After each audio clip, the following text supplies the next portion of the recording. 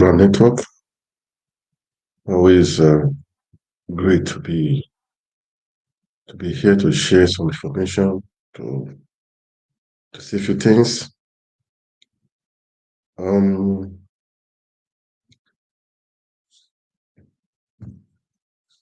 I always try to inspire to motivate people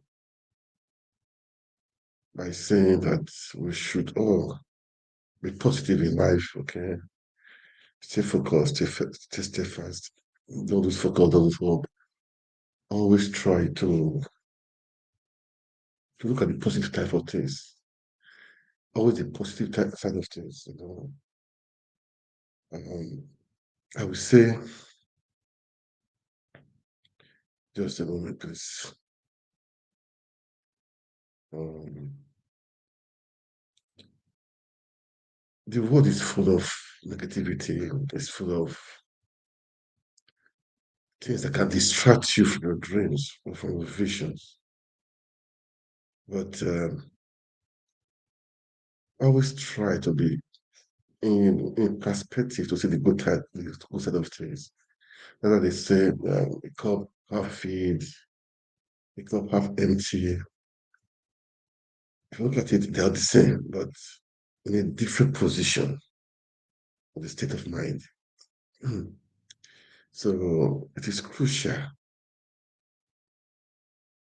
that okay, it is crucial that we always look at things in a positive side. The year I just started, okay, I would say, guys, yeah, last year was for you to say it was like this, like that, up and down, but learn from it and make this year better. Okay, learn from it and make this year better. That is what I'm going to say. Learn from it and make this year better. Well, for no one, okay, we should endeavor to cherish the goodness um,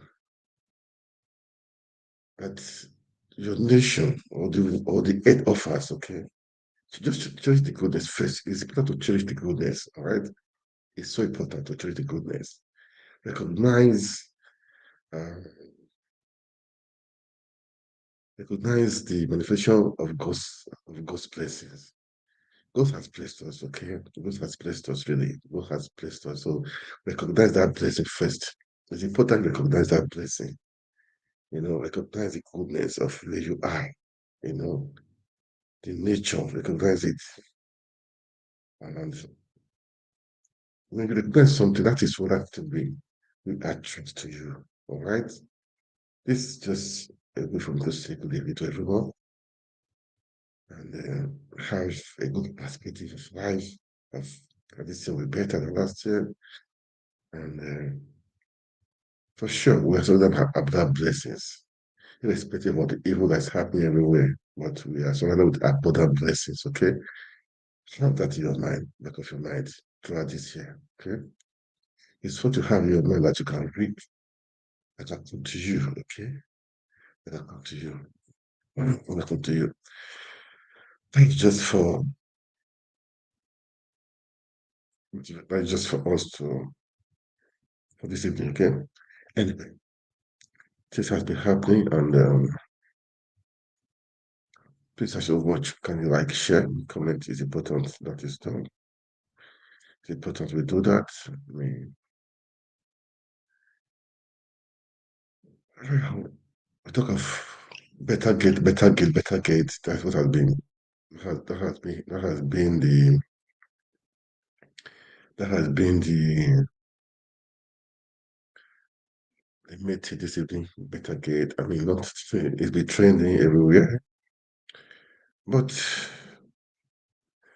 you do not agree with me. I don't know. Maybe it's Goshen fighting back against her. Who knows? But all the same, she was in EFCC. It was with the EFCC today, and also tomorrow. This evening we will know what is going on. There are some people. I heard the MD CEO of Zenith Bank and that banks has been has been called by EFCC. That was, I think, this evening or so. But before I go to that, Tinubu has, I think he has been hearing that people have been complaining of his entourage and the rest. He has slashed his entourage, and that is 60%, which is good news. At least the country is struggling for, is borrowing and consuming. So it is good. So let's have a kind of let's see what is going to happen. Okay, well, today I will let's see what he did with the cost of what did the cost. There was an interview with TVC. Let's just watch it. We'll come back. We'll talk about the Betta Gate. Went to EFCC this morning. And what happened this evening? At the head, I saw a video that arrests have been, warrants have been given for the MD CEO of ZENITH Bank and some other banks for them to be arrested or questioned rather. Okay. Okay, let's just listen to this TVC news. Let's hear what this analysis, okay, at least for them to cut the costs, okay? That is good news, at least. Slashing the expenditure of official travels Yes, okay. for domestic and international by 60%. So this has been a study, the consequence of a diagnostic that was conducted on the entourages that have gone to previous foreign trips. It is based on an assessment of the cost to the federal government of these massive entourages that have gone. And on the basis of that study, the president concluded that in line with his pledge to uphold the highest standards of prudence and effective and efficient management of the Commonwealth of our people, that he is going to take decisive action. I would remind any of our viewers that this is coming as a result of several prior conversations Mr. President has had, even with the cabinet. A few sessions of the Federal Executive Council meetings ago, the President laid out to the Federal Executive Council in the meeting that anyone that is found to be traveling on official trips where they do not have an official function or engagement, that they will be punished. In fact, he was specific in saying that they can lose their jobs. So this is something he has been discussing for a while. What we have just done now is to conclude on the study that was done, and on the basis of that, implement a detailed program, a detailed policy directive that's very clear with respect to how many people will go where and how that will work. And ultimately, we believe that if we are asking Nigerians to cut costs, that we must do so with our example, and that's the position of the president. Okay, in terms of the details and in terms of cutting costs, but let's talk about cutting costs first before we get to the details. Are we likely to see this also being proposed to the National Assembly, where a lot of Nigerians, have been pointing accusing fingers in terms of their spending and over bloated budget? Well, I think this is very specific in dealing with, there are larger cost-cutting measures that are still going to be taken. This is not the last one. This is just one of the initial ones. And I think what this deals with specifically is the issue of official trips and the cost of travel by government delegations.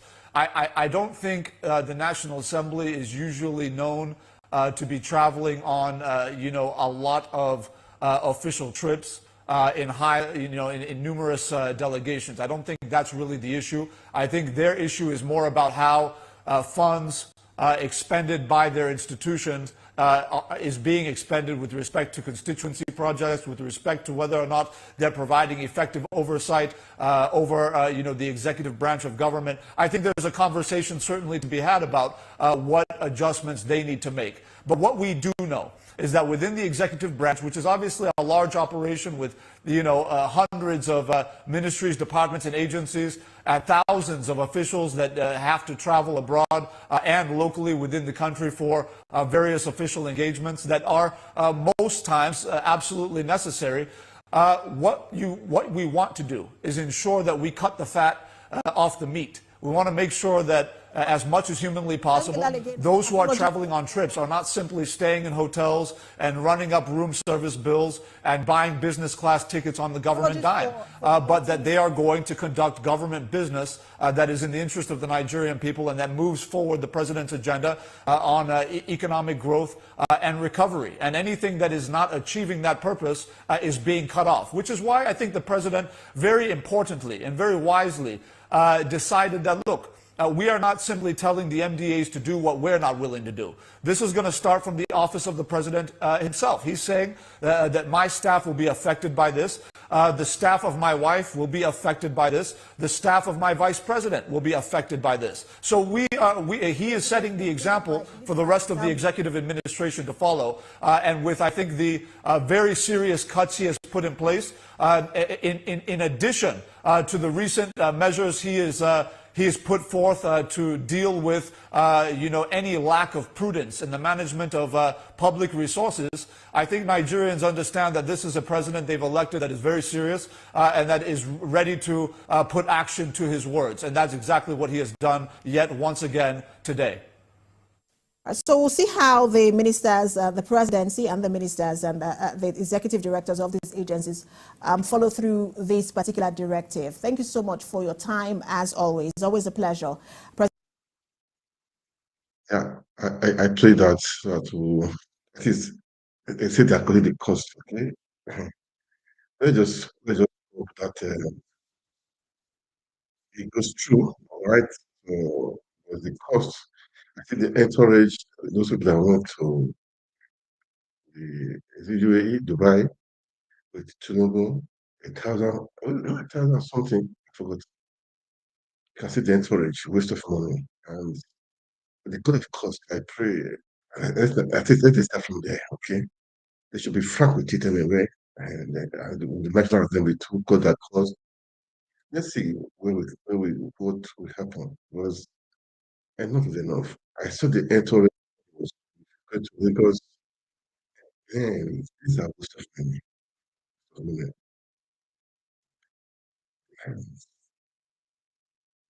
So let's the right thing is done, okay? That's what I'm going to stay. Let's do the right thing is done. And that is it. Yeah, guys. Um, um what have been trending, better Edu. It's just a pity, it's painful. I mean, I feel the pain, although I'm not. I know this regime came to power through a stolen mandate. She was a a young woman or a young lady that would think, can, bring up a right for the youth, It's okay, the youth are ready to take up something, but the system really, when the head is bad, the head is not good, what do you expect the body to be? That is the truth, okay? Now again, what I don't really know. Maybe she made some mistakes, okay? But maybe corruption is fighting against her right now because the system is so corrupt. Maybe he step on toes, I don't know. Okay. Anything is possible. It is possible. What I'm trying to say. I go to Excellency Peter Obi. He said if the head is good, the problem will be solved at least 60%. Because when your head is good, it's not giving contract to his family or to stealing money. It's not wasting money. The people that he will not, they will not. At least for 60%, the problem will be solved. Before you know it, 2, 3, 4 years, the system will normalize. Everything will be okay. But when you see the president with entourage, They are approving billions of naira for renovation of houses, buy SUVs. What do you think people will do? That means it's a gang, even if Betta Edu um, is a young lady, that means she will follow suit too, because they are in the same camp. They are in the same, they're the same camp. But I was thinking maybe she will do it would be otherwise, but I have to give her the benefit of the doubt, seriously, man. Maybe it was just, uh, maybe it was just, maybe she made a mistake and they capitalized on it to to to really deal with her. Maybe I don't know. I don't know. I don't really know for now. But it's a shame, it's a pity that a young person like that will be involved in. I thought, this is one thing it doesn't matter. It's a youth. What of Jaya Bello of Kogi State? That guy is a youth also, man. But he went there it was even worse. He had killings and arrests and thuggery. These things are uncalled for. We need to. I was thinking some youth are in position. We take the advantage to encourage other youths, to do the same, to follow the right path, to make the country better. Because the people that are in power right now, they have been in power when we were very small, over 50 years ago. They've been in power. They are changing from minister of this one, they will be governor, for governor to Senate to come back to the government to be able to cancel law. They just been in power, rotating themselves, going, switching, you know, doing all those stuff. Doing all those stuff. So it's just a pity and it's painful to see that the so-called youth, they are following the steps of those people. Whereas I've said they are following the people at the top, because the top is correct. If you had somebody that is good, that is good, the problem is solved. That is 60%. That is the truth. Okay. Well, Betta Edu was suspended yesterday. He tried to see the president, but he was denied. She was denied access. Her card was taken from her. Her access card to the presidency was taken from her, and they said, which is okay, which is cool. I mean, everything should be done. Really, I mean, it should be. We have to know the source of all this problem, the source of these things, man. Because the former minister of stole millions, billions, or rather, then they are just stealing and stealing and stealing. This money is meant for because it's a military of material affairs. So that means it's for masses, people that are suffering. So it's painful to see people are stealing billions, stealing billions, stealing billions. I hope she's able to defend herself. I hope she's able to, because even the foreign minister, look, why I'm a bit skeptical about this is Halima removed 44 billion, about 44 billion naira to her personal account under 5 days. And she said it was a mistake. Can you mistakenly do that? Then that was not how she now implicate Edu by saying that she saw her withdrawing money. That was why she quickly took that money. It means it was a mistake. It was a deliberate attempt. You took it and you took it to your personal account, you shared to different accounts. When the EFCC, I'm sure they are still tracing the monies, there are recoveries of monies. Man, these are young people. It's painful to hear this stuff. It's painful. We're taking, these people, they feel the pains of the youth. They feel the pains of the masses in Nigeria. They feel the pains of people in Nigeria. They feel the pains of women, of retired civil servants.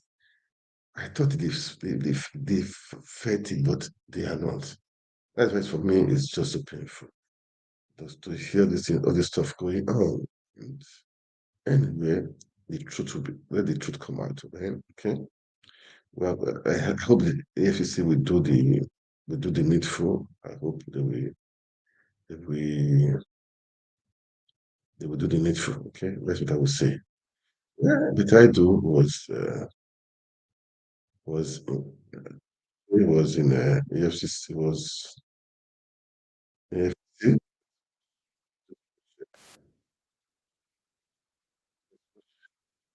Oh God, The that's elevation what of Betta Edu by President Buhari on Monday. The suspended minister has arrived at the headquarters of the Economic and so Financial this was Crimes this morning. Division Okay, as the anti-graft agents invited her for this questioning was this morning. shortly after the presidency announced her suspension. She was brought in at exactly 11 a.m. in a black Land Cruiser Prado Jeep with no number plate, with a white Toyota Hilux backup also without a number plate.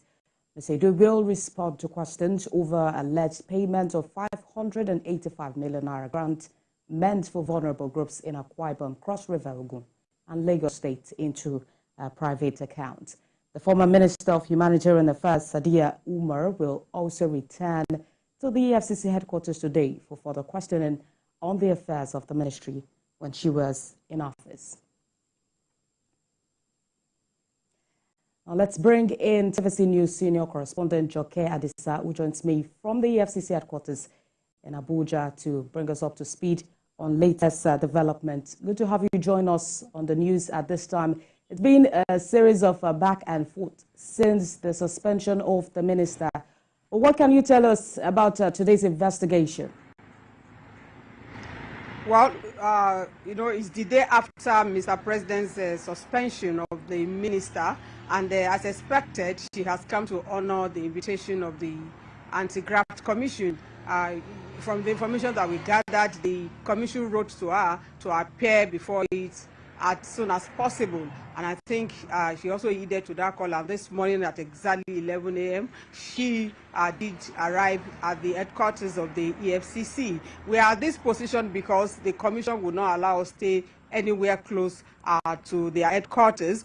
Even the shots we had to actually kind of use our phone. So what we had was amateur video, because they would not allow us even come near. You see a lot of screen of vehicles and all that before people are allowed access onto that road. But as early as 9, like I said, we were here, and also we were for barely 2 hours after we saw her coming, we were able to use our phone to get our arrival. And so I've also asked the spokesman of the commission, who actually confirmed that yes, she's in their custody now, and that a team of interrogators are attending to her. We do not know for how long this investigation will last, but like we saw yesterday, the former Minister of Humanitarian Affairs, our predecessor, spent like 12 hours. So we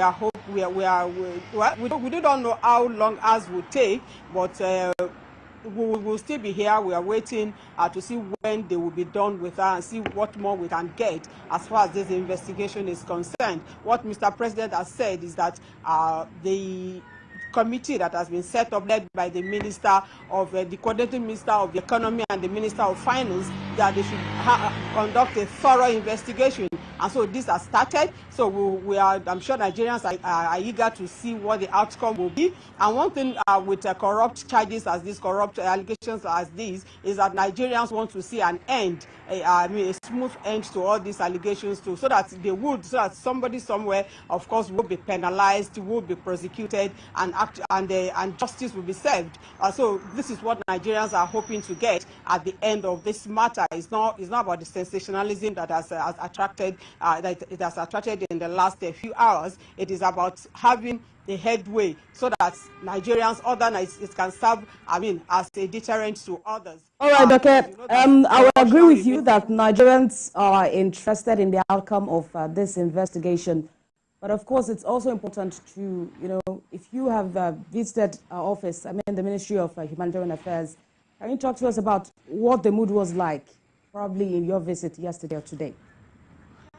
Yes, this morning, as in cases like this, you have people discuss the development undertones. Nobody wants to come out and speak publicly about the development. You have those that are for the minister, the suspended minister, and you have those that, of course, will not like our ways. And so it's mixed feelings. The permanent secretary of that ministry is in charge now until maybe probably the outcome of the investigation or Mr. President deems it fit to bring in a new minister. And so among staff, among workers in the ministry, they are just speaking in low tones. Everybody is just wondering, Okay, dissecting thank you, Joke. the That's information what I wanted that to they have. also hear. Thank you. That's what I wanted to hear. Anyways, we'll bring you for more updates on this in our subsequent bulletins. TVC News and our correspondent Joke Adisa live for us at the EFCC. Yeah, that was in the morning, okay, when she appeared at the EFCC office, okay. Now I will play a short video again on when she, this evening, okay, is, well, that's part of life, man. It's part of life. That's how it is. That is how, when you have the, when you have opportunity to serve, do it well, okay? It's important to do it. It's very important that you do it well. That's what I will say, okay? Because you can never know. You can never know, man. You can never know. Wow. That is it. Then this this power to okay.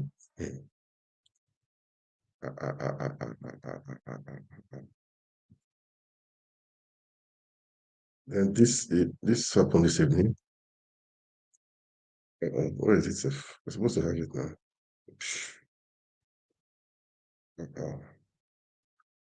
If I see it, I play it. Okay.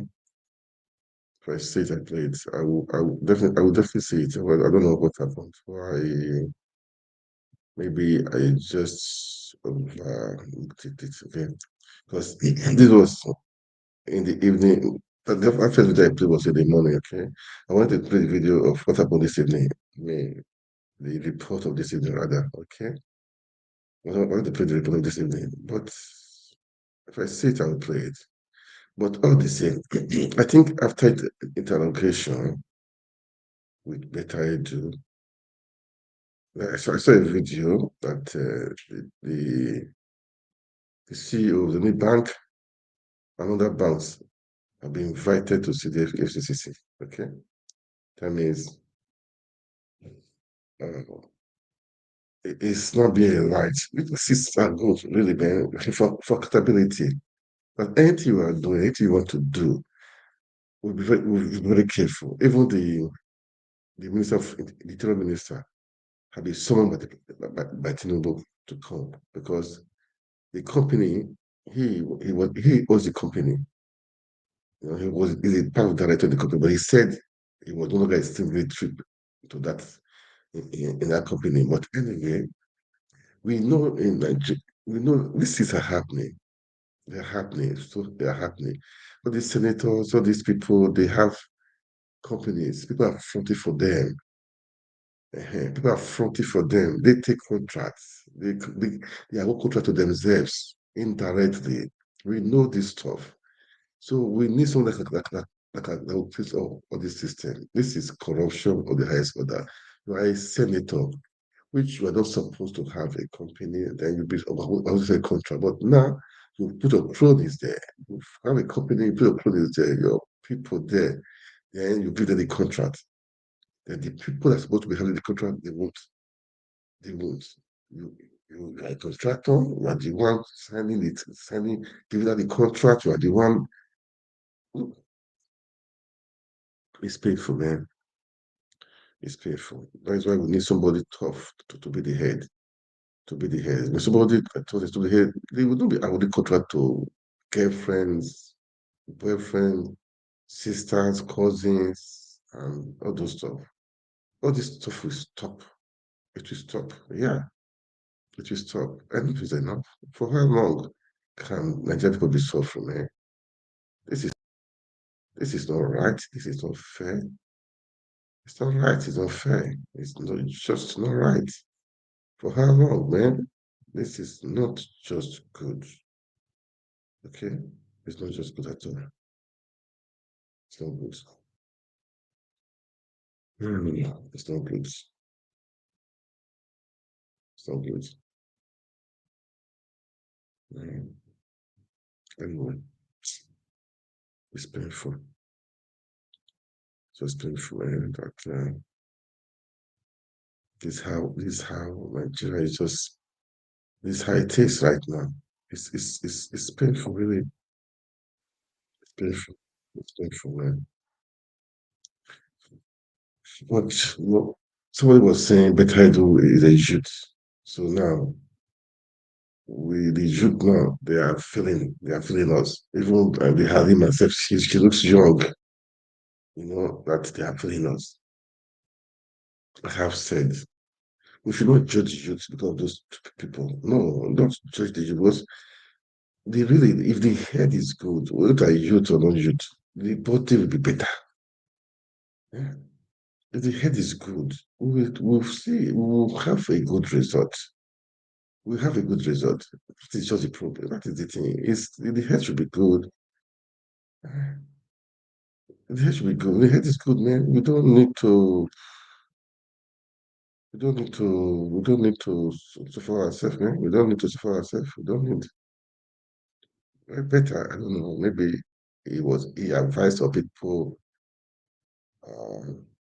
I don't know what to say. Let's wait for the EFCC to do that job. To do that job, I pray they do it very well, thoroughly. Anybody they are cronies they are using, they all should go in. All of them. Whatever. Okay. Now going back to that video I saw that said that EFCC has invited the CEO of it of Zenith Bank and other banks. Okay. I think let me just play it. It's from Aisha Yusuf. Okay, she made the video this evening. Okay, let's listen to her. Let's watch. Let's watch what she said. Okay, let's listen to her.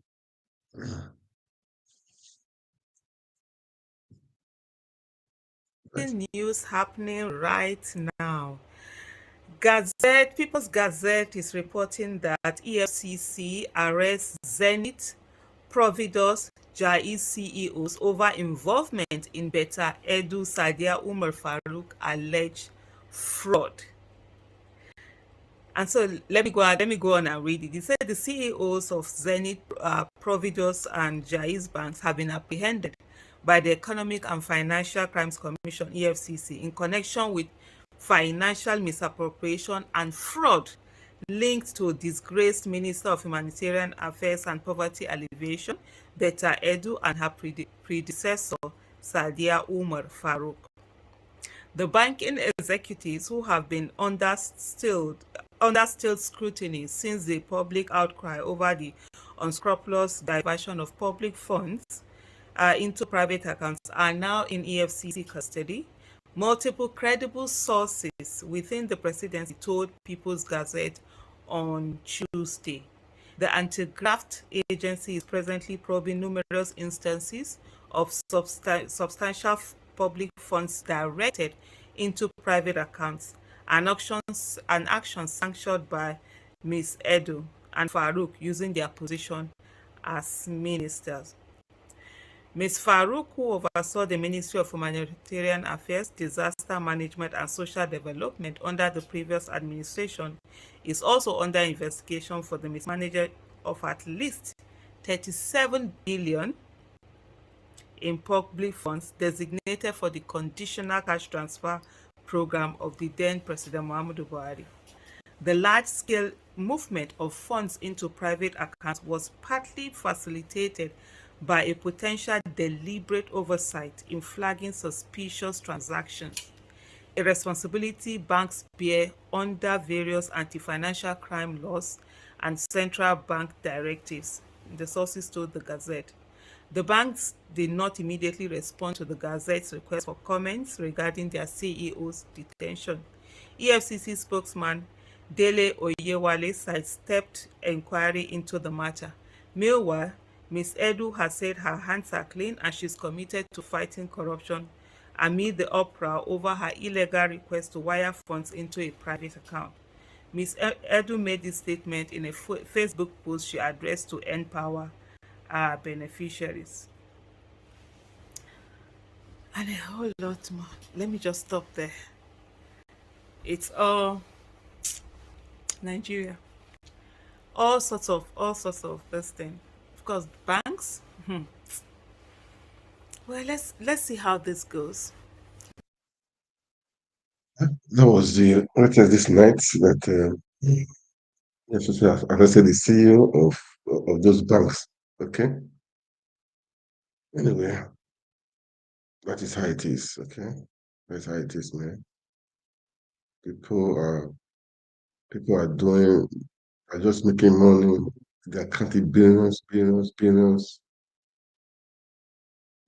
People are hungry. Some people cannot just really eat. Public funds are just being wasted. This is not right. It's not just fair. It's not fair. It's not just fair. It's too bad. Damn too bad. Okay. That's we pray the system, the blueprint of the system. Okay. Right. Man, that's how it is. Anyway, I'm still talking on. We're still going. I'm still on the better gate. Okay, we're still on the better gate. That is. Let's just listen to what is happening right now. What is going on? What is going on? What is going on? Have been made of the 585 million naira controversy and the fact that the suspended National Coordinator, Social Investment Program Agency, Halima Sheu, blew the whistle. Now, who is the saint and who is the sinner? 44 billion naira traced and returned, and then the allegation of 585 million naira money paid into a personal account by the suspended Minister Betta Edu, which the Accountant General of the Federation has clarified that the request was not honored. Who is the saint? Who is the sinner? That's the question. Who is the saint? Who is the sinner? Is somebody stole? And meanwhile, President Bola Tinubu has slashed the expenditure of all official travels, both domestic and international, by 60%. This development was announced by presidential spokesman during Gilali at the Villa. I'll play this on the part phone. of court. The truth is that who is the saint? Who is the sinner? Somebody stole 44 billion naira into her personal account. When she was caught, she was done saying the minister was trying to steal money for 50 million. And now people are not castigating her. Who is the settled this sinner? And meanwhile, the Accountant General did not approve the transfer into the personal accounts. So let's watch and see what's going to happen. This is a power play, Somebody was able to see 44 billion naira into her personal account under 5 days. We'll see what will happen anyway. We'll see what will happen. But it's painful, it's just too bad. And what do we do? What do we do? Anyway, let's go to the famous Arise people. I like them for that analysis. With I want to go back to analysis.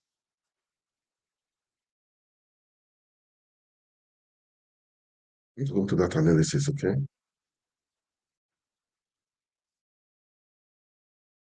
Let's go to the analysis.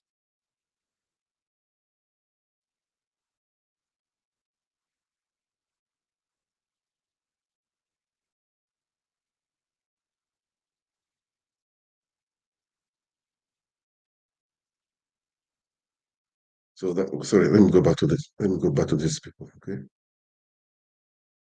Let's listen to them, to the analysis, okay? Wow. Nigeria, we hate the... Involving Halima Shehu. Well, don't let us jump to conclusions yet, because I saw your promo now saying, who is the saint, who is the sinner? Nobody is a saint yet. Nobody is a sinner yet. These women are still under investigation. So we need to keep our fingers crossed until the EFCC completes its investigation and then tells us this is their finding. So we have to give all of them the benefit of doubt before we rush to judgment. That is my advice. Don't let us rush to judgment. Let's keep our fingers crossed. Let's be patient and await the outcome of the EFCC investigation.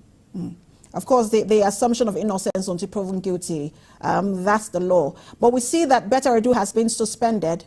We also know that the Interior Minister, Tunji Ojo, had a private meeting with President Tinubu today. Well, some may say that, look, they are not the same thing. And in fact, that he had resigned from that company, which is now being looked at. But for a lot of people, it is the way in which he got the contract that is in focus. What is likely to happen to Tunji Ojo? He has done it several times since he came in. He suspended Emefiele from office because he was under probe. He suspended Rashid Bawa from EFCC, similarly because he was under probe. I think it's normal. It's a normal routine. When you are investigating anyone who's occupying an executive position, the first thing is that that person must stand down from where the person is so that investigation can be conducted unfettered. So that's the approach of the Mr. President.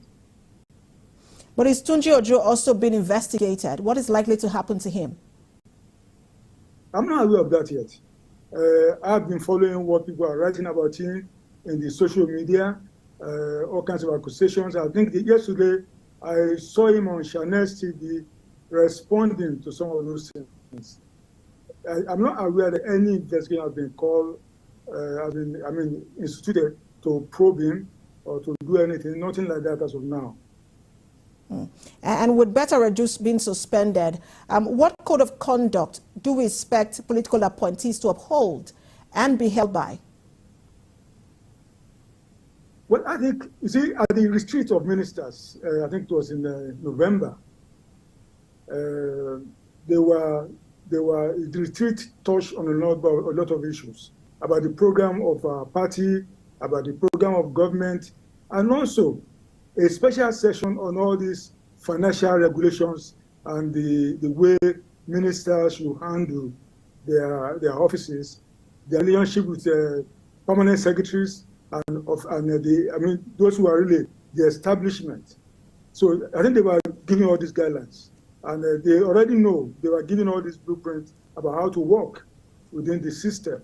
I think anyone who attended that seminar, that retreat, should have been well guided, and should not be having the kind of problem you're having today. I will get to that in just a moment, but let's talk about the coordinating minister for the economy, Wale Edun, who has now been tasked with conducting investigation and then setting up a panel and some kind of audit to ascertain the inflows and outflows coming out from this all too sensitive ministry. What do you think is likely to happen? No, you see, what has happened with everything we have been reading in the media is that there are some loose ends in the financial regulations in government, especially with some of the agencies. You see, the TSA, the Treasury Single Bill, the TSA, Treasury Single Accounts, was supposed to cover all that. But people forget that the TSA is actually an open band. Every ministry or parastatal has his own account and operates his own account within the TSA framework. So, but now what they find that because people have the license to operate their own account within the TSA structure, there must be some rules, maybe about the kind of money you can move around, move out of the place, or things like that. Maybe you need to get some approval to do certain things. I think that's what the president has seen. Don't forget, our president is an accountant, and he is worried.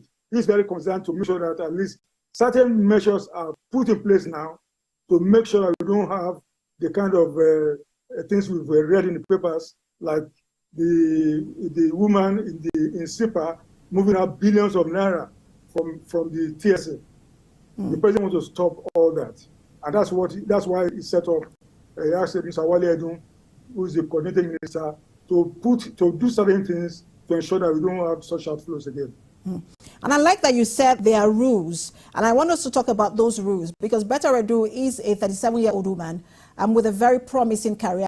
You would say that even in the thick of all of these, groups have continued to commend her.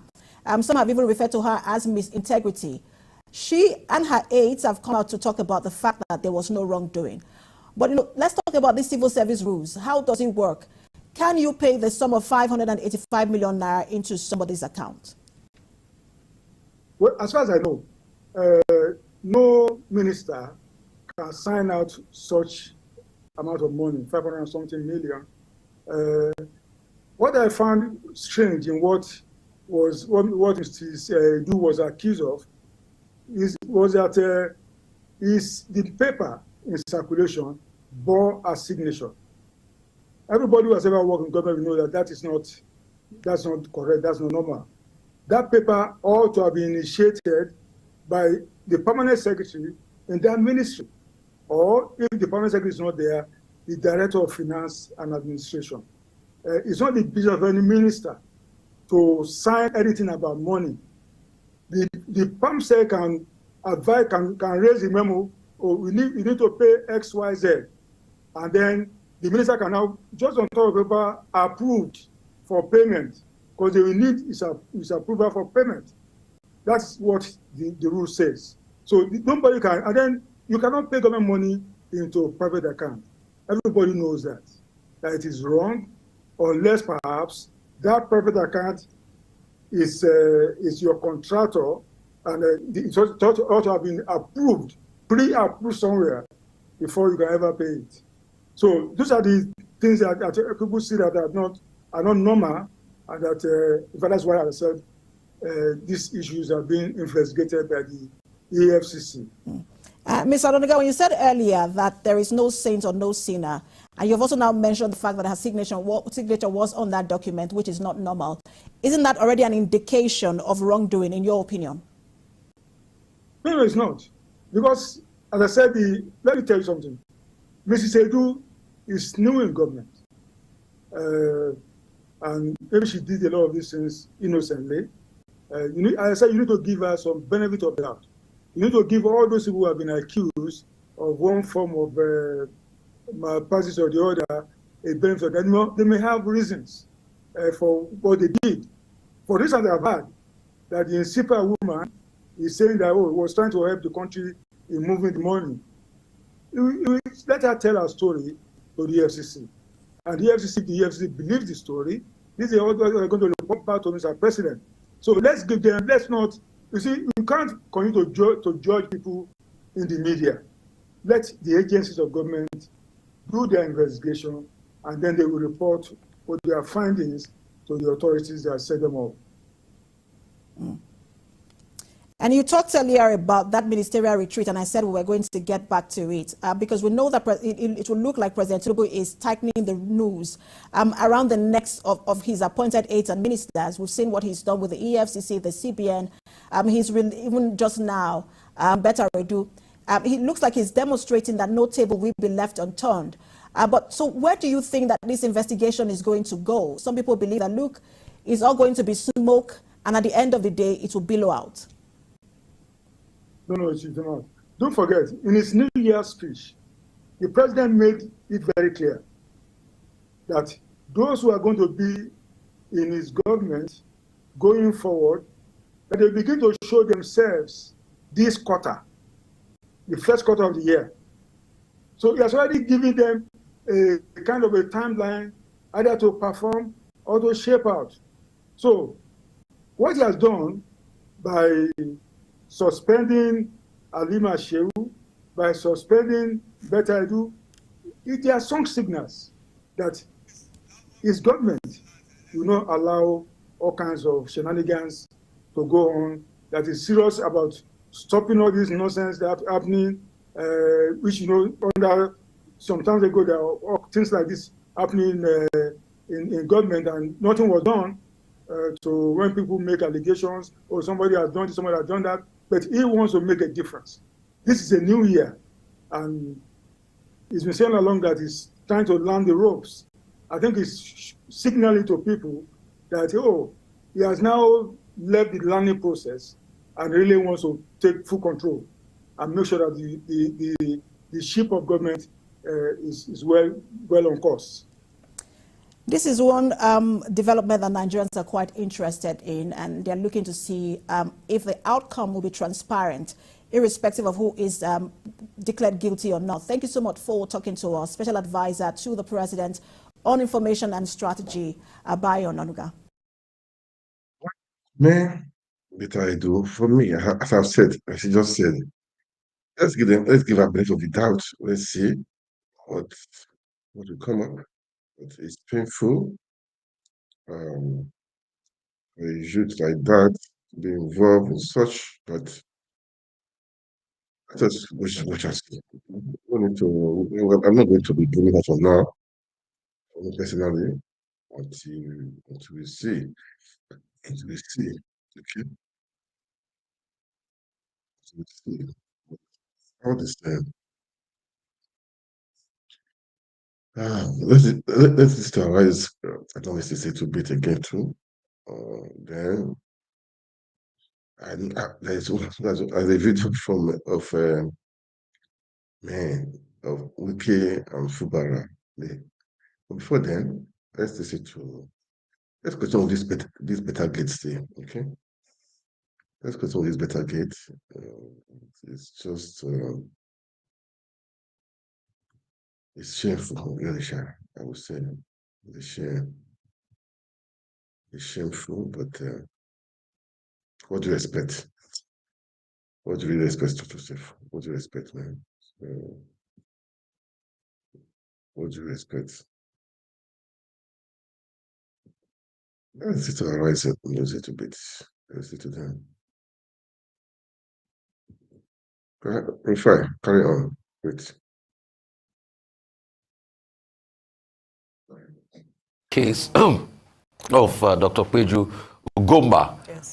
That he stood solidly by and he fought to a certain position. So we cannot forget Rukera's work, and commendations to him as he takes time out. He'll definitely do other things in his life. But moving on now to the Betta case. I mean, kudos to President Tinubu on this for taking decisive action. I was reporting yesterday when you were saying, that by this time, Betta should have been suspended, just also in fairness, just like the other lady was suspended, Halima Shehu was suspended. But for me, what I even thought that if there was even any sanctity, a modicum of sanctity, Betta ought to have, resigned over the weekend. It wasn't even supposed to get to the point of Monday where she was trying to seek an audience with President Tinubu and he rebuffed her. And good one there. I mean, she ought to have resigned. She's no spring chicken in the civil service. She was former commissioner, so she should know how procurement goes. So these are things that and she didn't deny it. So the allegations, the paper that came out, Betta did not deny it. In fact, she justified it that she wanted to use that money, for executing some projects there. That's why she sent it to a private account, which you'll be able to read from the law that it's a gross violation in the first place. So if there was any modicum of sanctity, it ought not even have gotten to the president now suspending that before you know that definitely you will be suspended one way or the other. There's no how. And I'm happy that Onwatch has gone ahead to face the EFCC. And they should also carry out a forensic audit and a swipe through. Minister Betta Edu is going to lead the pack of that.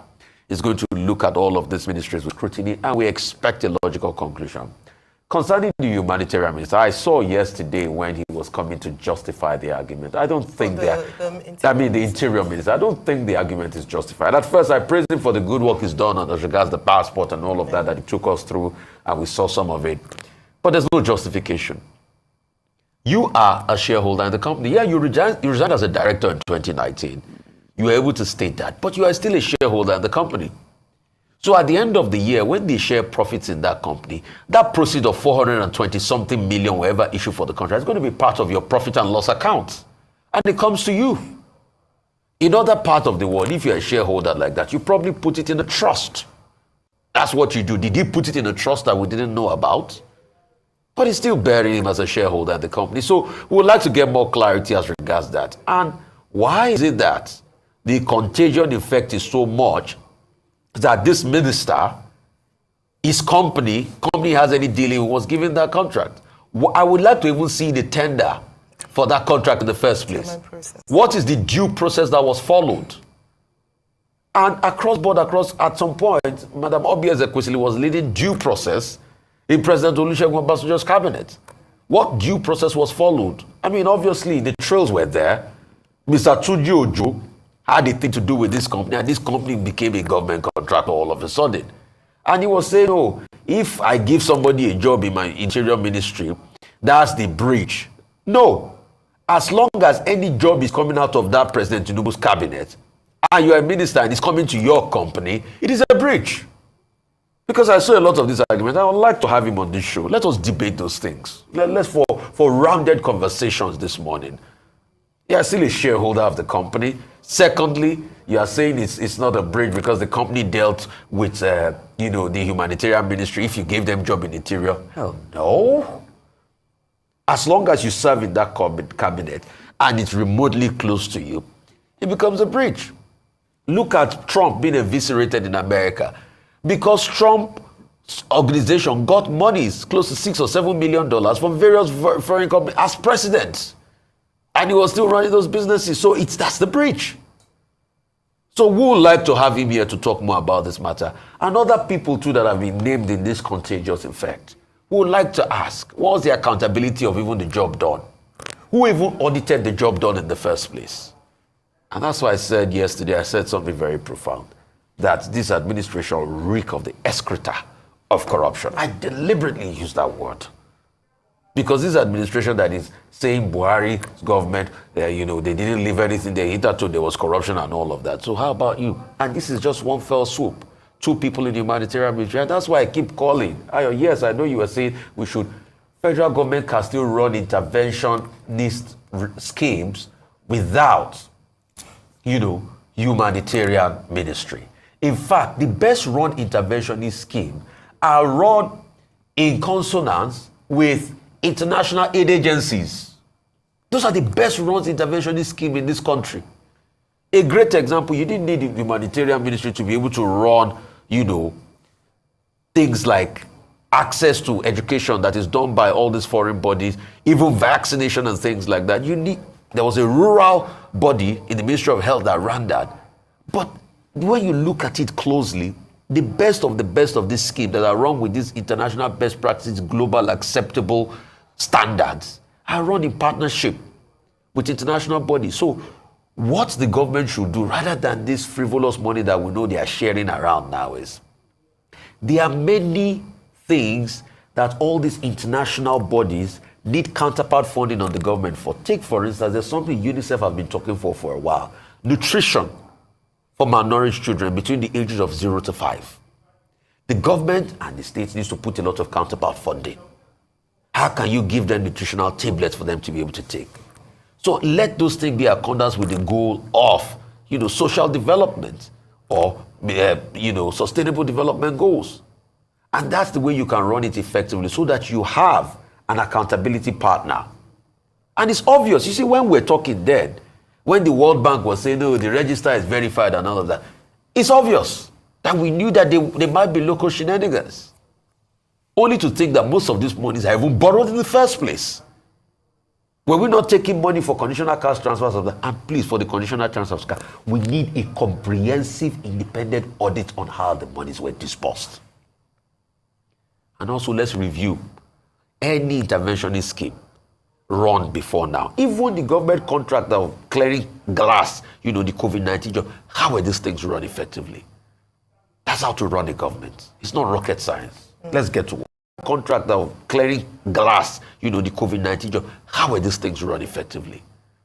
That's how to run a government. It's not rocket science. Let's get to work. Investigations, and more investigations. Let me start with the last story as well, Rufai, with regards to the two gentlemen who were asked to, who were relieved of their jobs, one with the FCCPC and the other with the BPE, Mr. Babatunde Rikura and Mr. Alex Oko, respectively. In addition to the things you mentioned, and I think it's important that when public officials or people who serve the country have done so really well, they ought to be celebrated, because we don't just point our fingers on bad eggs. It's important to also celebrate and acknowledge those who've done really well. I'll talk about Mr. Irukera because he was he changed the face of the FCCPC in terms of being accessible and consistently giving updates. He was accessible even to, on his social media platforms. You would see that he would try to respond whenever you reported a consumer infraction or the rights of a consumer wasn't well protected. I wouldn't forget what happened during the COVID-19 lockdown when some supermarkets hiked the price of face masks and hand sanitizers, and the FCCPC clamped down on some of these operators and supermarkets to ensure that they were not ripping off Nigerians. These were some of his key achievements or key things that we would most remember him for. And then he was very gracious in accepting the decision by the presidency on his ex. Let's read our first. I was saying, Betta Edu, let's give her the doubt. Let's see what is happening if people are behind, if corruption is back against her, what is the truth? Nigeria, I don't really trust the system again, because it's so pathetic.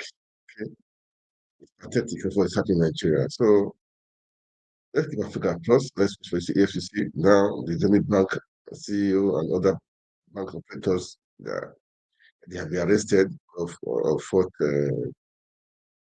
maybe the confession of Edu. I don't know yet. So we are watching and waiting. As soon as that, we will let you guys know. We will talk about it. We will make sure we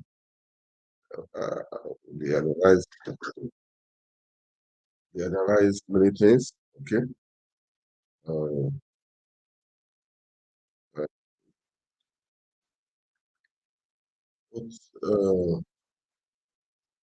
Let me see. I know, but I just see it's still on, but I have to. There was a bit I wanted to play for this night. After the EFCC drill this night, but I can't see right now. Okay, I can't see right now. But anyhow, it is. Let me see if I can see it. If I see it, I play it. If I cannot see it, no problem, guys. We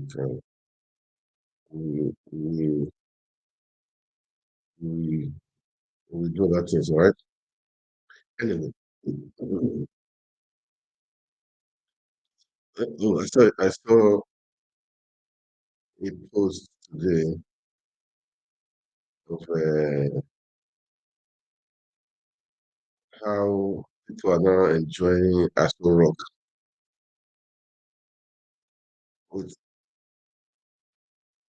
Is important is because also find out the people who collected the money.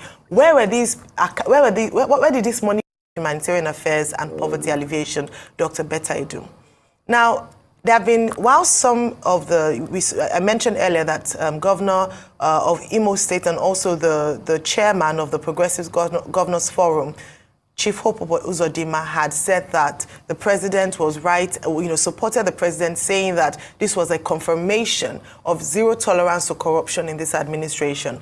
Others like Senator Ali Ndume and other civil rights organizations like Huriwa, Serap have come out to commend the effort or the move of the president to suspend the minister pending whilst the investigation is ongoing.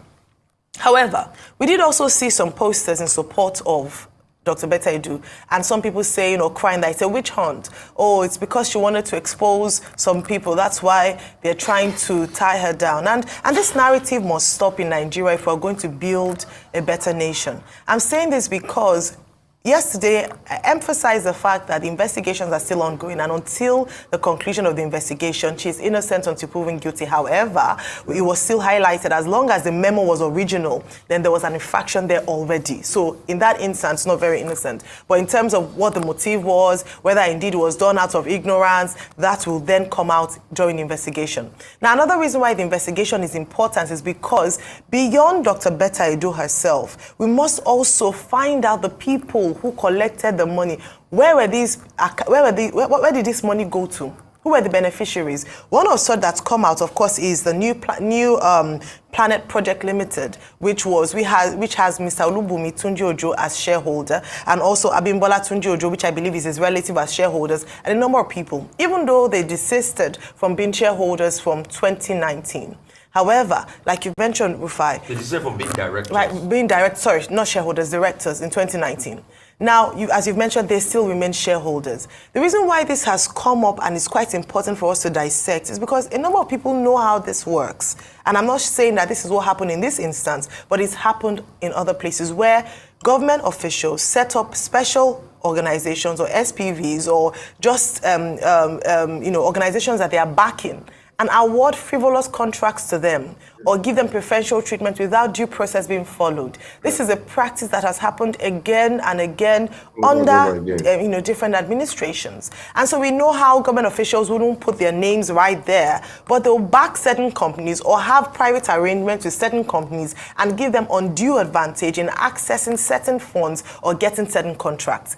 If we're going to fight corruption in this country, we must also fight such underhanded practice, especially by government officials. Again, I'm not saying Mr. Tunji Ojo has done this in this case until the investigation reveals what truly occurred. However, it is suspicious because why is this coming? What is the remit of the organization, and what kind of service did they render to the Ministry of Humanitarian Affairs and Poverty Alleviation? What was it that they were supposed to do? Are they a money distribution organization to help to distribute the amounts of money to the most vulnerable of people? Now, going back to what I said about witch hunt, and I saw one poster, if it's real, from South, some groups from South, and saying she's our daughter, we're proud of her.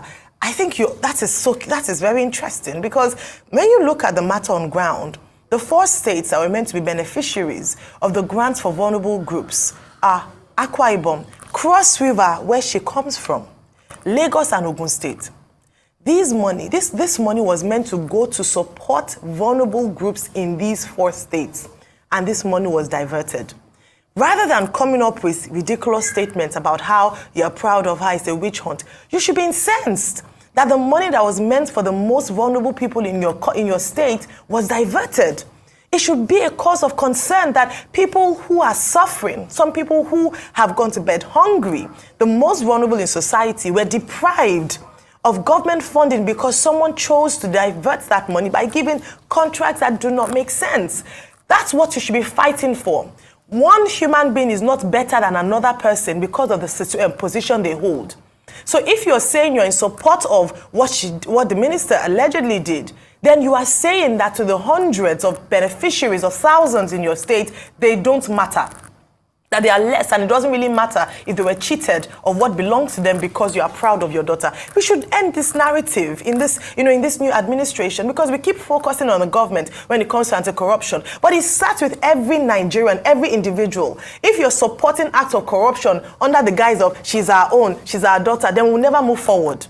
If you are clouded by the fact that this person is our own, so don't talk to her, then you should be really ashamed. When a child steals, the mother a good parent will reprimand and ensure that they are more interested in the well-being of the child rather than trying to protect and bring in more disrepute to the family. And this is what I'm calling for. What we should be hearing from these states is that she should cooperate with the officials, with EFCC, with the presidency, and undergo thorough investigation so that it acts as a deterrent to other children from that state to behave well when they get on the national stage given a position. Beyond the Ministry of Humanitarian Affairs and Poverty Alleviation, this is another call to the presidency. I don't believe that this is the only ministry where this is happening, or the minister is the only one who is perhaps, if found guilty, culpable. I believe this is an opportunity, having found out that these things happen, which I'm sure is not a surprise to many people, to then demonstrate further, as Governor Hope Uzodinma has said, that this is a demonstration, and Ajuri Ngelale, that this is a demonstration that the president is committed to anti-corruption.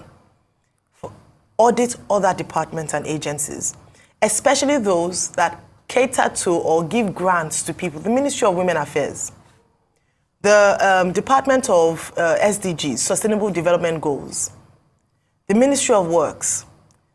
These departments that hitherto are called juicy, in quote, I put that in inverted commas, because there's a lot of largesse and many projects awarded, projects that don't have head or tail, or where you cannot trace or find out what the audit process or procurement process was. Ministries like that should come under scrutiny.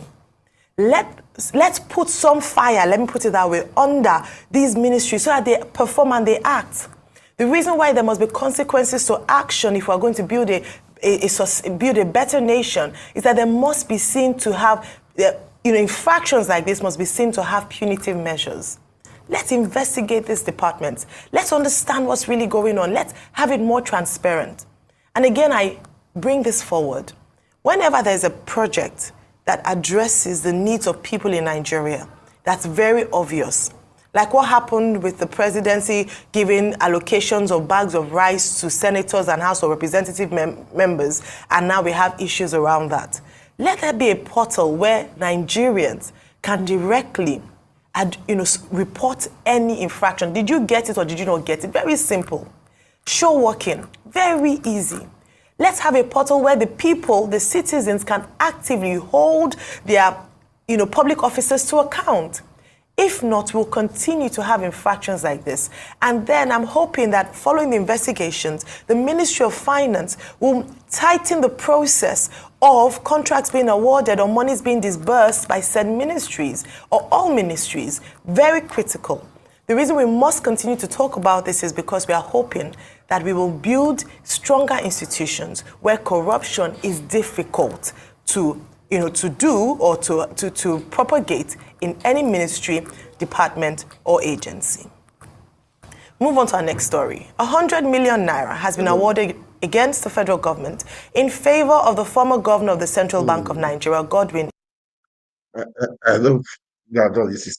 She's very correct in the analysis. I'm impressed in the analysis. Well, I'm waiting for EFCC, and then for me, I have said it before, maybe it's witch hunt. I cannot say. I cannot really say until we are able to find out. Okay, let's see. If you can prove herself, it's okay. Maybe she's made some mistakes. It's possible. Maybe she stepped on some toes. Anything is possible. I said that woman, the Halima, that removed 44 billion naira under 4 days. She opened this gate now. She's the one that said it's what Betta Edu. She's want to take the money as she did it. You move the money to your personal account. 44 billion under 4 days. Who knows how much that one has been stealing? This is just mind blowing. Seriously, man. It's just mind blowing. Yeah. It's just mind blowing. This is unbelievable what's happening in Nigeria. They are doing things with impunity. They don't care. These are just happening in that country. God help Nigeria. God help that country, man. God help Nigeria. That's what I would say. God help Nigeria, man. Anyway, uh, there's so many things to, so many things, so many things to say. Is it?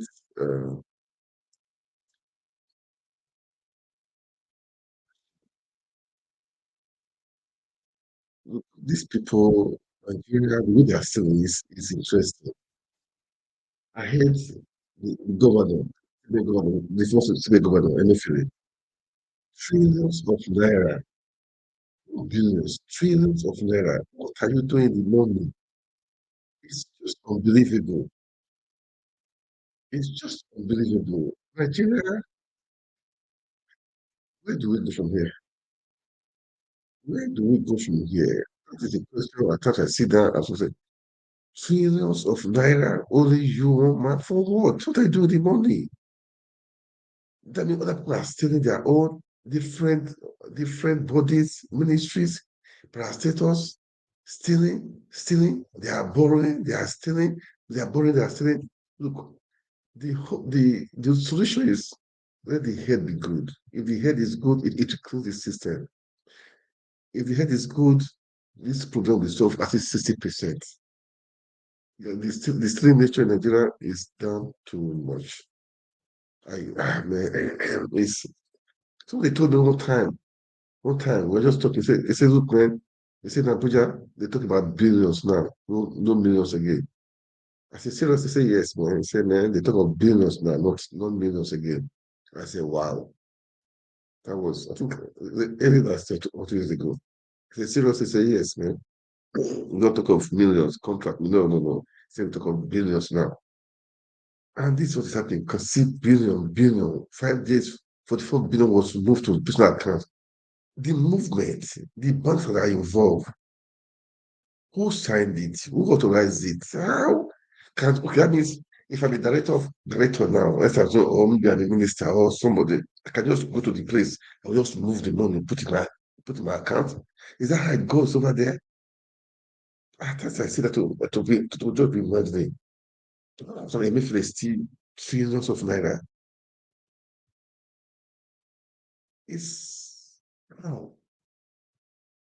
That means we just go to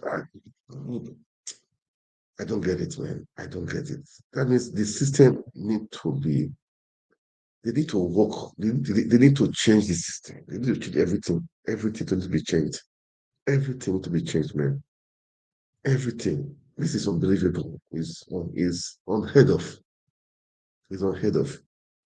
It's unheard of. And is insanity. Anyway, let me just quickly go to Wiki and Fubara. They are still fighting their own secretly. Those people, let me just, as I've said before, it's not, I don't care about them, I care about the Rivers people. Let me just, let's visit them, okay? Let's visit them. That's what I would say, let's visit them. They're not tired. They're not tired. The House of Assembly, I thought those people, they resigned now. I thought they resigned. I thought they could carpet. That means your seat is gone. Now, that it twist right now. Let's listen to that. I just saw it. I'm going to listen to them. Let me just play it here. Okay. The speaker, the House of Assembly to Wiki, they are saying they should submit the budget. Let's watch and see what that guy or his name footballer will do. Let's watch and see what he's going to do, man. I don't know. Let's just watch. Let's listen to this. 2022, 2023. Mr. Speaker, unfortunately, the committee has not been able to conclude its work. Mr. Speaker, you will agree with me that last year there was a lot of activities before honorable members, where our tribunals were sent to Abuja, and after which to Lagos. So honorable members have been running around following up with their court cases in the court, and we've not been able to reach out to a lot of agencies and parastatals for them to come and present their report. So, Mr. Speaker, we have been trying to see how we can conclude, especially that of the judiciary. We've not gotten a report from them. So we plead that, Mr. Speaker, we avail us with more time so that we can conclude this report in the shortest time and report back to the House. Namely, the River State Traditional Rulers Amendment Bill 2024. Mr. Speaker, a bill for a law to amend the River State Traditional Rulers Law number 4 of 2015 and for other matters connected thereto. Mr. Speaker, this bill has 3 clauses. Mr. Speaker, when passed into law, this bill may be cited as the River State Traditional Rulers Amendment Bill 2024. Mr. Speaker, by your leave, may I lay the bill at the table. The River State advertisements. The permanent secretary literally will do in 4 years, how to hold him accountable for delivering a premium on performance for implementation, all the way to the level 8 officer. And this becomes the basis. And I added to this, if we have a tripartite approach to development, which involves the private sector, the public sector, and the so-called private development agencies or the NGO sector, what we will see is a continual state of checks and balances and innovation for growth and development, which is what has happened more or less in India. But in Nigeria, all you hear about is they shared that money, they took that money, they take that money. Yeah. Okay, Prof. Good to see you again, and I'm so thankful you're looking well or you're doing well. How are you? How's your health? And thank you so much. I'm so happy, you're back here. Health is kicking up. It is well. Yes. It is well. You're a fighter. You'll continue to fight and you'll win over the challenges of health. And I wish you well and a happy New Year. Amen. But Prof, real quickly. Happy New Year. You were here a couple of years ago and we theorized about the Nigerian political space. In fact, you got a bunch of people together, the usual suspects, the Lisagbakovas of this world, and a couple of people, and they said, oh, we're having something mega new. But nothing materialized. And you pivoted with the Labour Party, and you guys ran a stellar campaign. You didn't win. The same forces, the centripetal and centrifugal forces of, our political system did still take over and reign supreme in the end. And we saw how the political process went. The question is, how do you think that this, your joining together of forces for sort of this risorgimento of some sort you want, this rising again, how do you think it will work this time if it didn't pan out then? And I want you to analyze for me your very good friend's government, because you're very friendly with President Bola Ahmed Tinubu. Analyze these cases of corruption, allegations of corruption, 40 billion, all of that. What's your say about all of this? And do you still speak to President Bola Ahmed Tinubu? When last did you talk to him? Do you still advise him? I've not spoken with him in 5 years, actually. Okay. And that's a statement about my perception of many things, including the way the APC evolved. The truth of the matter, the naked truth, is that what is happening in Nigeria is inevitable, because the Nigerian state is not constructed to serve the Nigerian people. It's constructed to be bargaining between politicians looking to share booty. Because that is what it is, you will have all this corruption, because it's like, oh, you've taken your own, you don't want me to take my own. The Nigerian people don't matter in these conversations. How did we do the last time? Well, it's kind of you to say that we put all of this together and then we lost election. I still completely reject the idea that we lost election. That's not true. But Nigeria is what it is. So you're not confident about the court? The movement that became...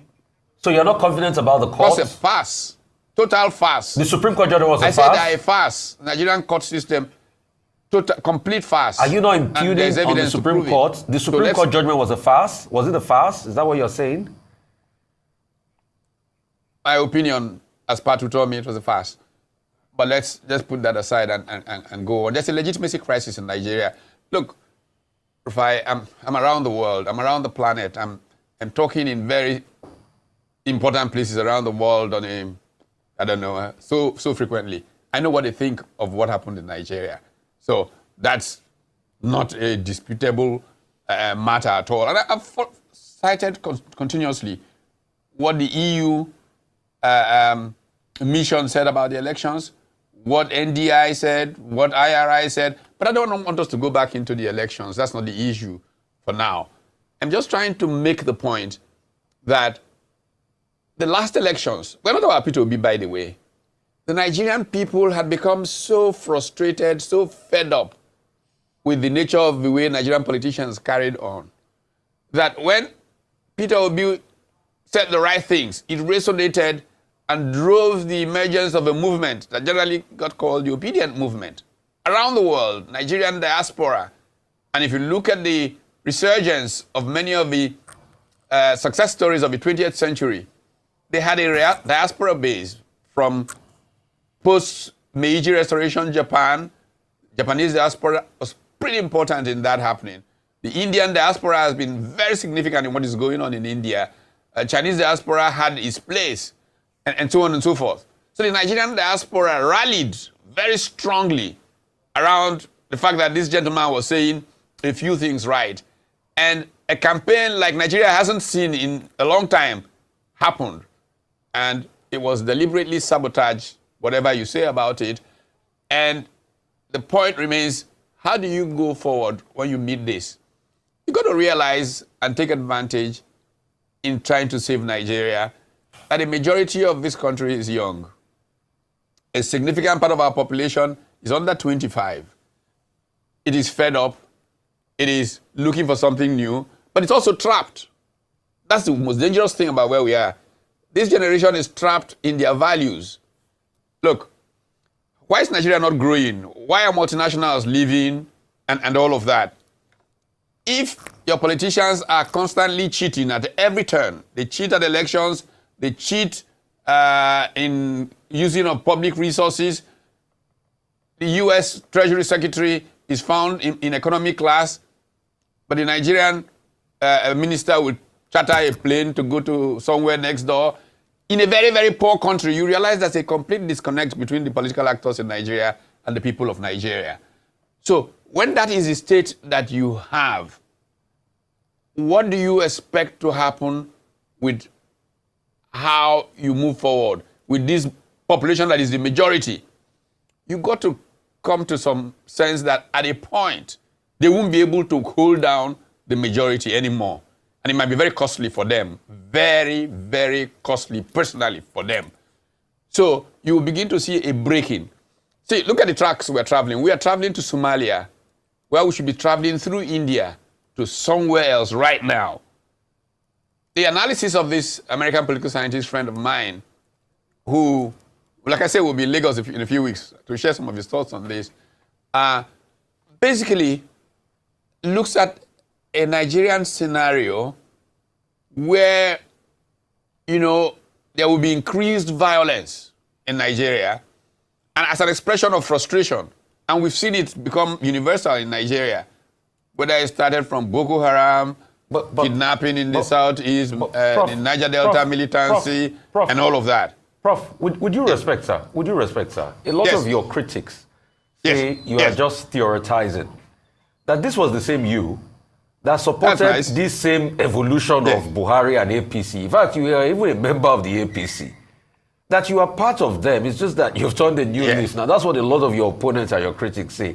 That this was the exact way. I mean, I think the last time you were here, you talked about Kaplan too, making this prediction, you know, that things were going to... That we all know this. Yes. But the theorizing does not solve the problem. That's what a lot of your critics would say. Aren't you seeing it happening? Yes, but... But are you not seeing it happening? Is it... yeah. So what's the point of theory? But they say you are part of the class. How it leads to action. You are part of that class. That's what they're saying. Class that did what? You're part of that bourgeoisie elite class in this country. That's what they're saying. And that's why they say all of this is just theory. But how? Let them show how. Because you see... You were a member of the APC. You played a prominent role in the APC. Didn't you, Prof? Yeah. I played a role in the founding of... I've played a role in the founding of the APC in the expectation that we could create a difference. But we just absorbed some of the other people from PDP and created a worse PDP. And I walked away from the very beginning. I have never been active in the APC in any shape, form, position, anything. I was never. But you tried running for governor in Delta. You tried attending party primaries for governor in Delta. Yes. That was an aspiration. Yes, and what happened? And they changed the venue. They showed you politics. People argued. They changed the venue. They didn't show me politics. By the way, that story going around. No, that's not true, actually. That story is not correct. Okay, but they created those kinds of stories. I showed up. Yeah, the correct story is that there was a meeting called the one retired general, Onoja, I think, Lawrence Onoja, was chair of the event. They came in there. It was a premeditated, predetermined scam. And I said it to them and literally walked away from there. We had been to the venue, so it wasn't a question that the venue was not known to me. And I was even going to go back there, but some of the people there said, don't make a fool of yourself to go to this place. We have seen what they've done here. Onoja was a disgrace at this meeting. I will say it in public and repeat it and repeat it and repeat it. And that was what happened. You know, there was no plan to have an election. There was no democracy. I wrote letters and letters to show what happened. Even Adams Shomole said he would tell me one day the truth of what happened. I said, fine, one day tell me. But you see, Nigerian politicians don't believe in democracy. That's what I proved. I needed to prove it. Once I proved it, I just walked away. I walked away completely. And I wrote a book about it. You probably have read Why Not? You know, and you've got to, you're not going to just go and sit in one place and shout and complain. You cannot, you know, say that somebody like me who went in there, saw it happen, hasn't a superior position on somebody who is complaining in one corner. No. Do something before you die. Ghanaians used to sing to Jerry Rollins. All right. And the idea of trying to do something and finding that it is run by people who are inappropriate for where the country should be going is a very important discovery path. So you cannot group somebody who goes in and says, this is not what we want to be doing as part of that group. That's not how groups function. All right. Thanks, Professor Tommy. I'd like to ask you with regards to this proposed merger or perhaps contemplated merger. In the event that it does work out and they come together to form a strong opposition party, one united, who should be leading this party? I mean, in my introduction, I talked about the fact that Daniel Bwala of the PDP had said that everyone should rally round Alhaji Atiku Abubakar, who would be 80 years old, by the way, in 4 years' time. He'll be 81, but at least it's in November of 2027. So 80 years old if he does become president. Or should they be looking at a more vibrant, younger person like a Peter Obi, and the obedient movement has been able to galvanize and lead? Who should people be looking at, or who should the party be looking at as a front runner for that new merger? I think it is too early to be talking about who. Let's talk about how, what we can do to make Nigeria work. When the time comes, the people, and that's why it's called democracy, will determine who. I can tell you with a good sense of satisfaction that in the last week or so, I've had significant conversations with Alhaji Atiku Abubakar. I've had significant conversations with Engineer Rabiu Kwankwaso. I've had conversations with Mr. Peter Obi. And my view is very clear on this matter. Let's build a great party that can show the way for Nigeria. When we then build it, the people who, from the social movements that come together, in addition to the political parties that come into this one stock, subscribing to certain values, subscribing to ideologies of how you make a nation happen, those people will determine who amongst those who seem interested can go forward. This is what our country does need. This is what it must have. But it should not be about some individual advertising that they are the ones who should or not. Nigerian people will determine that when the time is right. But let's all agree that Nigeria is what? The trouble, the saving. And let those values, those strategies, those ideas that can help us create an entrepreneurial people's capitalism that can take us away from this elite struggle to consume the little that is, coming out of oil, to a broadly growing economy the way India is happening, because they are applying themselves, and we can make progress. There are too many people who complain and point fingers and say this about that person, about that, and they do nothing. But they just, sit there and whine. Let's get people who are thinking, who would like to see Nigeria get somewhere, sit down, put down the ideas about what will make Nigeria make progress, Is it not a shame? Are we not ashamed to see the way Nigeria is, the poverty in the land, the anger in the land, with all the endowments of this country, where 70% of the doctors of color in America are Nigerian born? Why is this happening to our country? We've got to accept that the political class is responsible for this failure and begin to work at renewing that class. Okay, Professor Tommy, you were a young man when you first had a close contact with government over 40 years ago. So you are about those few Nigerians that have seen it all. These things you are talking about was talked about over 40 years ago. And this has still been the problem. The elite class, we remember what happened in the 70s into the 80s and all of that, then the military taking over. And nothing has changed. At some point, you said you decided to even join them. But the same people you joined and you helped create the APC is the same party we are complaining that stinks today. The same Bola Tinubu that was a very close friend of yours is the same Bola Tinubu that is president today that you are saying, no, we need a new party to challenge. And I was shocked that you said you had not spoken to Bola Tinubu in 5 years because I felt you guys were really chummy. But, you know, that things have just gone down the drain. So why is it that we keep going back in this cyclical cycle of stinking thinking in our country? Because it doesn't move forward. 40 years after going to 50 years, the same things you complained about. I was reading Lasisi Olaguju's article on Monday, was saying, as at way back 1951-52, they were citing cases of corruption in governmental agencies. And we are still hearing of it over 70 years today, unabated. So why are we going through this? And if there's anything you want to look back on, how is it that this new party you are ensuring, that you are trying to start up, how are you going to ensure that it's not going to be like the APC you are now condemning today? Because that was how the APC came with a lot of hope. Say Baba was a rallying song in 2015. Oh, people loved President Muhammadu Buhari. But a couple of years down the line, it has gone down the drain again. Well, I think that there is enough evidence to explain why we are where we are. And that is why it is important to recognize that one of the big problems in Nigeria is that the Nigerian political culture has become very anti-intellectual. So it seems unable to examine what its problems are and try and rework its position.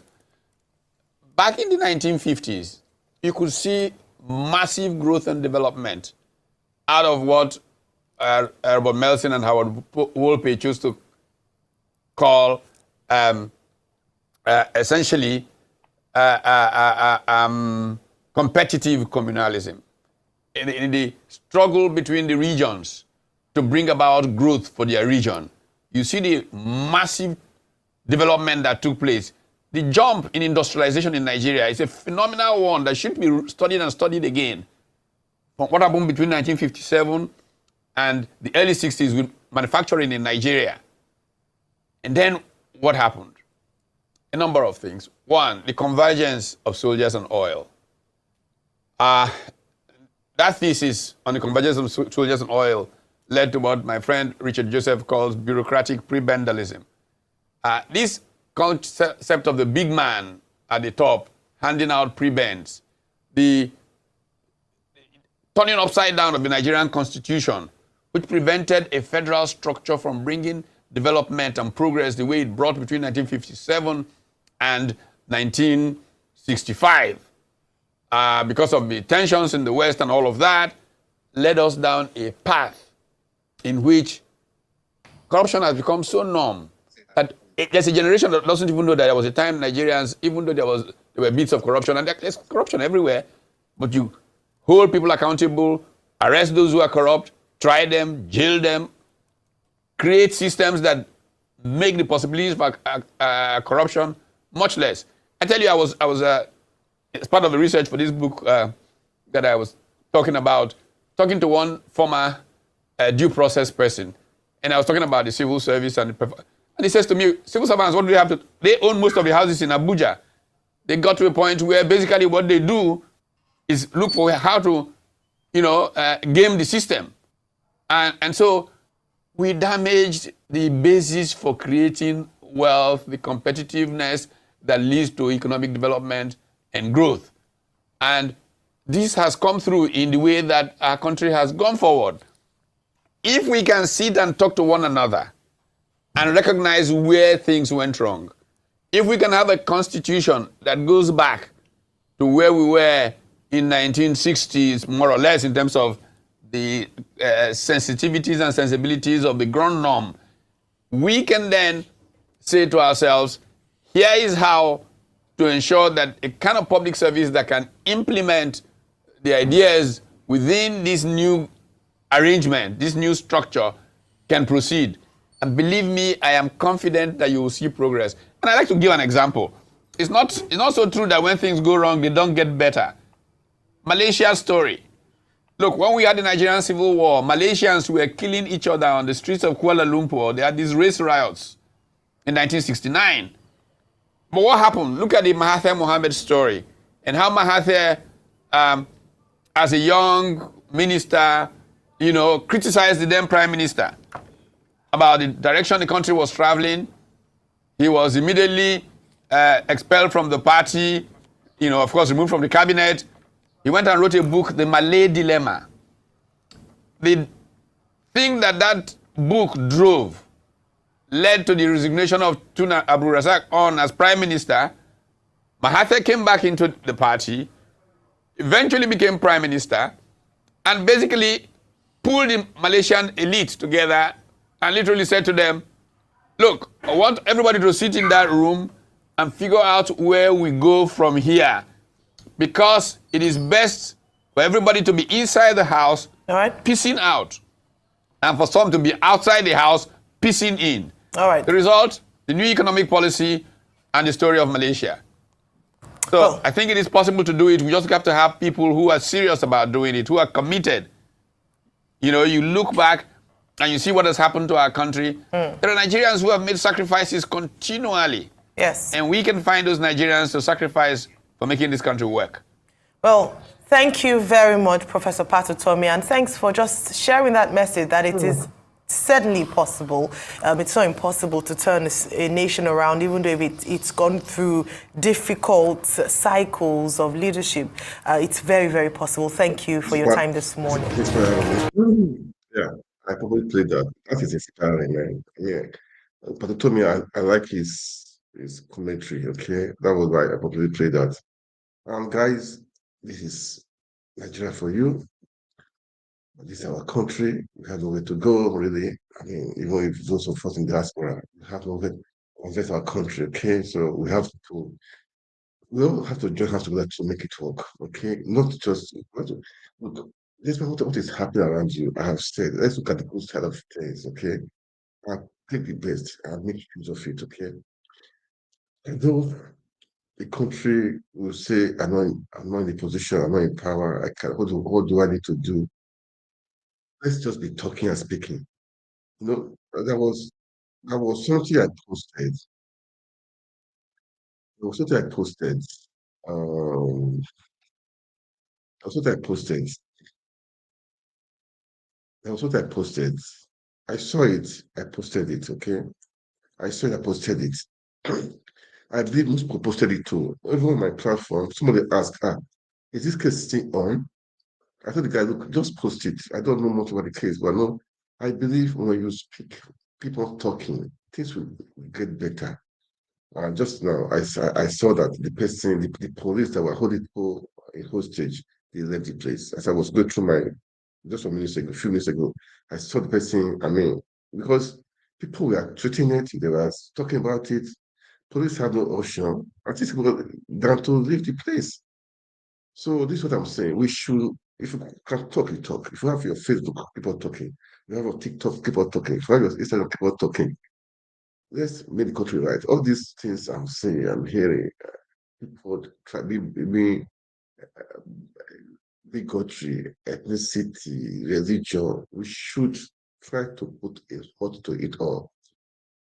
Nigeria is blessed. We have mineral resources. We have many things to make Nigeria work. We have the human power to make Nigeria work. We have the people to make Nigeria work. We have people that are willing to do it.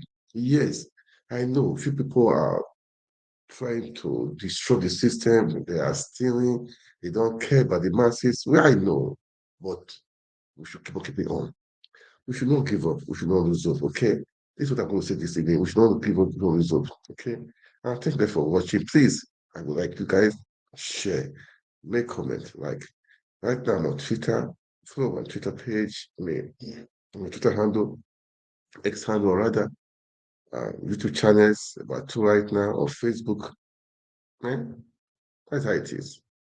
Let's make Nigeria work, okay? And we can make it work. We can make it work. Oh, make it work is your eye. Don't expect other people to make it work. And those people that are doing this stuff, they are not many, okay? They are not up to 0.5% of us. So we can make this happen. All right. Don't just believe all Nigerians are the same. No, no. People are different. People have the goodwill to help to make Nigeria work. Okay. So that is it, guys. Thank you so much for watching. God bless you. God bless Nigeria. Good night.